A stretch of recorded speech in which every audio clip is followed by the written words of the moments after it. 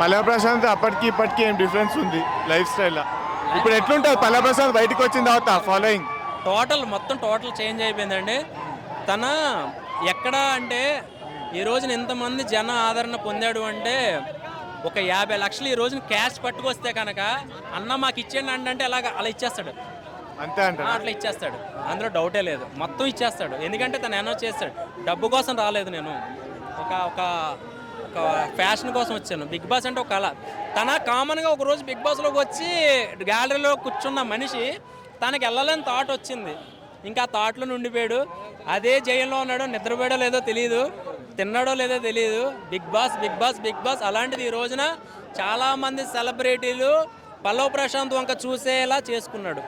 మొత్తం యావత్ జనాలందరినీ కూడా వేరే వేరే విదేశాల వాళ్ళ నుంచి కూడా పల్లవ్ ప్రశాంత్ అంటే కామన్ మ్యాన్ ఇంత స్థాయికి వెళ్ళాడా అనిపించేలా చేశారు. ఎవరు ఉండరండి ఈ టైం దాకా ఎవరు ఉండరు. అవసరంలే, జనాలకి అవసరం లేదండి. ఇక్కడ ఛార్జింగ్ అయిపోతుంటే ఫోన్లు ఇంటికి వెళ్ళి రూమ్కి వెళ్ళి ఛార్జింగ్ పెట్టుకుని వస్తున్నారు.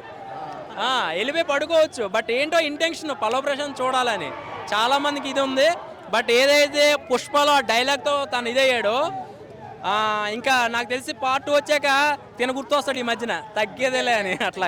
అట్లా తను ఒక మార్క్ సంపాదించుకున్నాడు. నిజంగా తను చూసి చాలా నేర్చుకోవాలి చాలా మట్టుకి. ఏంటంటే ఎలా ఉండాలి, ఎవరితో ఎలా మాట్లాడాలి ఏంటనేది. ఎందుకంటే అవతలోడు తిట్టినా కూడా పడ్డాడు బిగ్ బాస్ కోసం. అవతలోడు ఏమన్నా పడ్డాడు. అవతలోడు పెరుగు తెమ్మంటే తెచ్చాడు, ఉప్పు తెమ్మంటే తెచ్చాడు, చపాతీ చేయమంటే చేశాడు, కాఫీ తీసుకొచ్చాడు, ఏదైనా పడ్డాడు. But that is Pallavi Prashanth. సరే, బిగ్ బాస్ గెలవడం పక్కన పెడితే అందరి మనసులో అయితే ఎప్పుడో గెలిచేసింది అంటారా? బాగా గెలిచాడు. బట్ తన బ్రదర్ ఫుల్ సపోర్ట్ చేశాడు. నిజంగా చెప్పాలంటే తను కూడా ఇన్ని రోజులు 100 రోజుల పైన కూడా తన అసలు ఎంత కష్టపడ్డాడో ఏంటనేది చూసాం మనం. వాళ్ళ ఫ్యామిలీ ఫుల్ సపోర్ట్. అదే అండి, ఎప్పుడూ కూడా ఇంట్లో అమ్మ నాన్న వాళ్ళ దీవెనలు అభిమానుల దీవెనలు ఉంటే ఎవరైనా సరే వస్తారు. పల్లవ్ ప్రశాంత్ అవ్వగలుగుతారంట.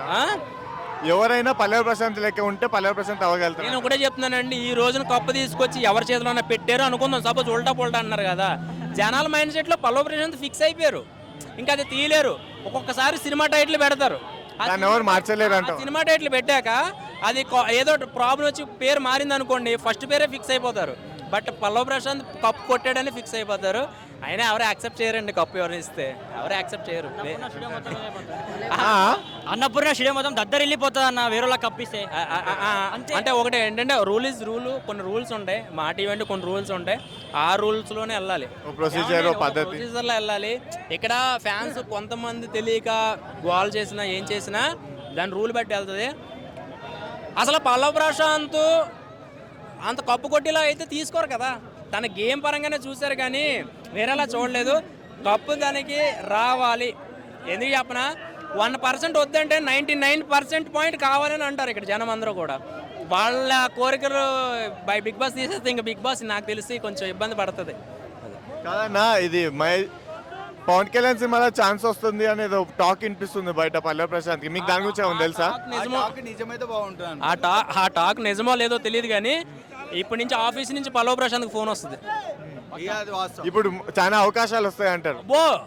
మామూలుగా టేస్టింగ్ చేసాకే వీళ్ళందరికీ 15 సినిమాలు ఆఫర్ వచ్చినప్పుడు పల్లవ్ ప్రశాంత్కి ఎన్ని వస్తాయి? ఇక్కడ రాంగ్. పల్లవ్ ప్రశాంత్కి సినిమా అవకాశాలు రావు. పల్లవ్ ప్రశాంత్ హీరోగా చేస్తాడు సినిమా. అంతేనా? అంతే. Okay bro. ఓకే.